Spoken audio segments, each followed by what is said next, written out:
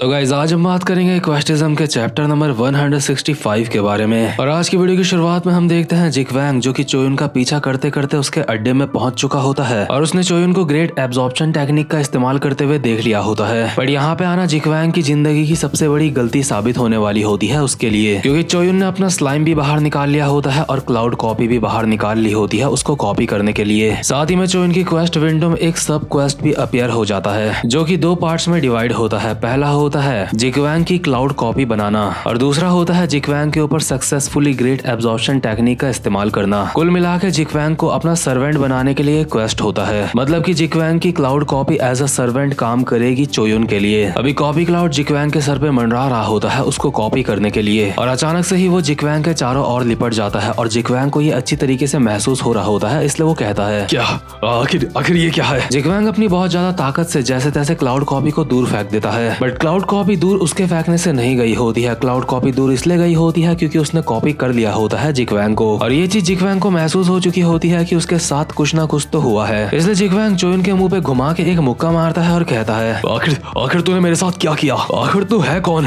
आखिर ये सब कुछ चल क्या रहा है। जिक वैंग के मुक्के से चोयुन को ज्यादा कुछ हुआ नहीं होता और जिक वैंग को ये फीलिंग अंदर से खाए जा रही होती है यहाँ पे कुछ तो बहुत ज्यादा गड़बड़ चल रही है। इसलिए जिक वैंग लगातार चोयुन के ऊपर बस हमले करे जा रहा होता है। हालांकि चोयुन उनमें से कुछ हमलों को डॉज कर लेता है और किसी हमले से वो बच नहीं पाता क्योंकि जिक वैंग भी एक काफी ज्यादा अच्छा फाइटर होता है। चोयुन के ऊपर लगातार अटैक करते हुए जिक वैंग अपने मन में बोल रहा होता है मुझे नहीं पता यहाँ पे क्या चल रहा है, लेकिन मुझे इतना महसूस हो रहा है अगर मैंने कुछ नहीं करा तो मैं बहुत ज्यादा मुसीबत में पड़ने वाला हूँ। लेकिन आखिर मुझे क्या करना चाहिए, क्या मुझे फाइट करते रहना चाहिए। इसी के साथ चोयुन जिक वैंग के एक लात मार के उसको पीछे की तरफ कर देता है और जिक वैंग को एहसास होता है कि चोयुन भी काफी ज्यादा ताकतवर बंदा है। हालांकि चोयुन डरावना तो उसे पहले से लग रहा था। चोयुन अभी धीरे धीरे करके जिक वैंग की तरफ बढ़ रहा होता है उसको मारने के लिए और जिक वैंग डिफेंसिव पोजीशन में चोयुन को कहता है चोयुन क्या तू हमेशा से इतना ज्यादा ताकतवर था। साथ ही साथ में जिक वैंग को याद आ रहा होता है कि कुछ देर पहले इस बंदे ने एक बंदे को फ्रूटी की तरह पूरा चूस लिया था और ऐसा करना किसी भी इंसान के लिए पॉसिबल नहीं है। इसलिए जिक वैंग अपने मन में बोल रहा होता है ये खतरनाक है,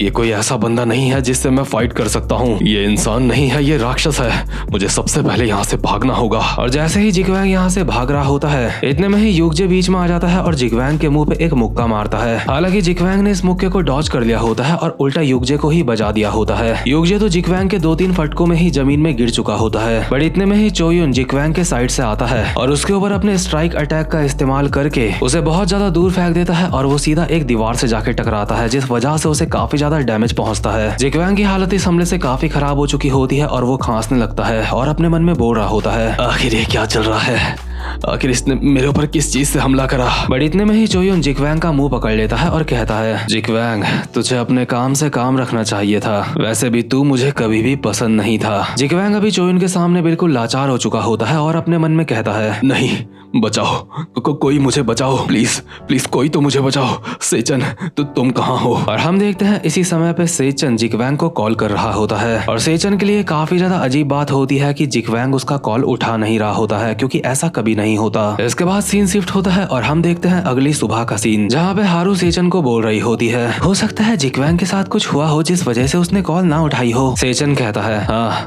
वैसे भी वो मेरी कॉल इग्नोर करने वाला बंदा बिल्कुल भी नहीं है। ये बात तो माननी पड़ेगी, तुम उसकी बहुत ज्यादा चिंता करते हो। हाँ, क्योंकि वो और मैं मिडिल स्कूल से एक साथ हैं। लेकिन इतने में ही सेचन ये देख के हैरान हो जाता है कि जिक वैंग उसके सामने ही खड़ा है। इसलिए सेचन जिक वैंग के पास आके कहता है ओए जिक वैंग, तूने कल मेरी कॉल का जवाब क्यों नहीं दिया था। तुझे पता भी है मुझे तेरी कितनी ज्यादा चिंता हो रही थी, आखिर तू कहाँ था। पहले तो जिक वैंग कुछ नहीं कहता और ये बात सेचन को काफी ज्यादा अजीब लगती है। साथ ही में हारू और डैनियल को भी काफी ज्यादा अजीब लग रहा होता है उसे ऐसे चुप देख के। बट इतने में ही जिक वैंग कहता है मुझे माफ करना, कल मैं थोड़ा जल्दी सो गया था। तुम्हें मेरी चिंता करने की कोई भी जरूरत नहीं है, मैं बिल्कुल ठीक हूँ, मेरे साथ कुछ भी गलत नहीं हुआ। और ये कहते हुए जिक वैंग यानी कि उसकी क्लाउड कॉपी यहाँ से चले जाती है और डैनियल जो कि S लेवल की इंटेलिजेंस लेके बैठा है उसको ये बात काफी अजीब लगती है। इसलिए वो कहता है आखिर इसके साथ क्या दिक्कत है, ये तुम्हें कुछ थोड़ा सा अजीब नहीं लग रहा आज। इसके बात करने का तरीका मुझे हर बार की तरह नहीं लग रहा है। क्या ये हम लोगों से किसी बात के लिए गुस्सा है। इसे देख के बिल्कुल ऐसा लग रहा है जैसे ये कोई और ही इंसान है। और चोयुन भी यहीं साइड में खड़ा होकर ये सब कुछ देख रहा होता है। लेकिन इतने में ही सेचन की गैंग का एक बंदा भागता हुआ यहाँ पे आता है और कहता है सेचन सर, डैनियल सर,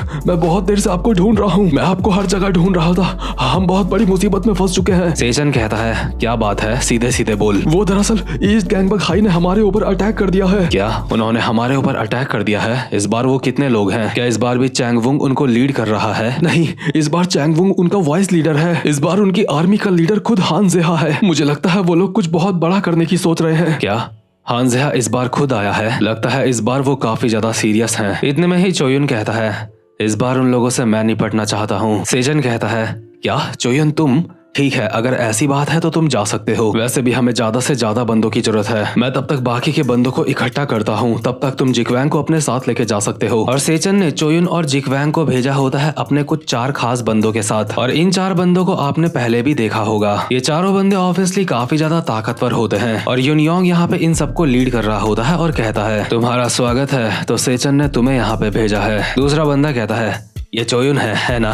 ये तो नया बंदा है। यूनियोंग कहता है, जैसा कि तुम देख सकते हो सिचुएशन बहुत ज्यादा बुरी है। हान ज़ेहा की आर्मी हमारे सामने खड़ी है। चोयुन कहता है, हाँ मैं इस बारे में सुन चुका हूँ। यूनियोंग कहता है, अगर ऐसी बात है तो हमारा काम और ज्यादा आसान हो चुका है। तुम्हें ये बात अपने दिमाग में बैठानी होगी, यहाँ का कमांड मैं ले रहा हूँ। चोयुन, उम्मीद करता हूँ तुम मेरे अंडर में रह के अच्छे से काम करोगे। चोयुन कहता है, लेकिन मुझे नहीं लगता मैं ऐसा करूंगा। ये बात सुन के ऑब्वियसली यूनियोंग को हैरानी हुई होगी, लेकिन साथ ही में हमें एक पुराना सीन दिखाया जा रहा होता है। जब चोयुन ने जिक्वैंग का बंदोबस्त करा था, उस वक्त चोयुन को एक कार्ड मिला होता है जिसका नाम होता है बूमर। और आसान शब्दों में इस कार्ड की खासियत ये होती है कि इससे तुम किसी को अपनी बात मनवा सकते हो। मतलब कि चांस बढ़ जाते हैं किसी को अपनी बात मनवाने के। और इसी कार्ड का इस्तेमाल करते हुए चोयुन अपने सामने वाले बंदों को कहता है, अभी से और इसी पल से तुम सारे के सारे मेरा कहना मानोगे। लेकिन चोयुन के सामने के बंदे कहते हैं, अबे ओए, आखिर तू ये क्या बकवास कर रहा है? लेकिन इसी के साथ बूमर कार्ड ने अपना असर दिखाना शुरू कर दिया होता है। और देखते ही देखते ये चारों बंदे एक तरीके से हिप्नोटाइज जैसे हो जाते हैं। यानी कि चोयुन की कमांड मानने के लिए चारों तैयार होते हैं। इतने में ही इनकी गैंग का एक बंदा यहाँ पे भागता हुआ आता है और यूनियोंग को कहता है, बॉस यूनियोंग,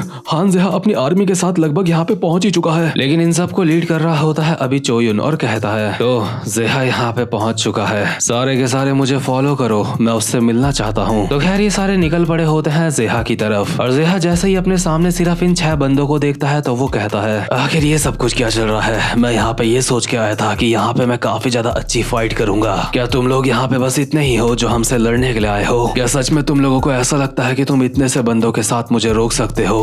लगता है ये वाला एरिया निपटाना काफी ज्यादा आसान होने वाला है। साथ ही में अभी हमें ज़ेहा के प्रेजेंट मोमेंट के स्टैट्स भी दिखाए जाते हैं। ज़ेहा की इस वक्त सिर्फ स्ट्रेंथ S लेवल की होती है, बाकी A या फिर A+ के होते हैं। लेकिन इतने में ही चोयुन ज़ेहा की तरफ बढ़ते हुए कहता है, हान ज़ेहा, मैं तुझसे बात करना चाहता हूँ। और ऑब्वियसली ज़ेहा को नहीं पता होता कि चोयुन कौन है, क्योंकि चोयुन नया नया ज्वाइन हुआ होता है सेचन की गैंग में। वैसे भी इससे पहले तक चोयुन एक बस पढ़ाकू लड़का था और कुछ भी नहीं। इसलिए ज़ेहा चैंग वुंग से कहता है, चैंग वुंग, आखिर ये बंदा कौन है? इसको देख के लगता है ये नॉर्थ गैंगबक हाई का नया कैप्टन है। क्या सच में तुम्हें ऐसा लगता है? लेकिन आज से पहले मैंने इसे कभी नहीं देखा। खैर चलो देखते हैं ये मुझसे क्या कहना चाहता है। ज़ेहा और चोयुन अभी एक दूसरे के सामने खड़े हो चुके होते हैं और ज़ेहा चोयुन को कहता है, तो बता तू मुझसे क्या कहना चाहता है? चोयुन कहता है, हान ज़ेहा, हम नॉर्थ गैंगबक हाई को धोखा देना चाहते हैं और ईस्ट गैंगबक हाई के साथ शामिल होना चाहते हैं। मतलब यार चोयुन सीधा मुद्दे की बात करता है, वो किसी भी चीज में देरी नहीं करता। और अभी चोयुन ने काफी ज्यादा बड़ा कदम उठा लिया है और आगे वो इसको कैसे कंटिन्यू कर पाएगा, इसको देखने में काफी ज्यादा मजा आने वाला है। तो खैर गाइस, क्वेस्टिज्म मानवा मेरे हिसाब से भी काफी ज्यादा बढ़िया चल रही है और आगे इसमें और ज्यादा मजा आने वाला है। तो खैर अब मैं मिलता हूँ आपसे अपनी नेक्स्ट वीडियो में, तब तक के लिए गुड बाय।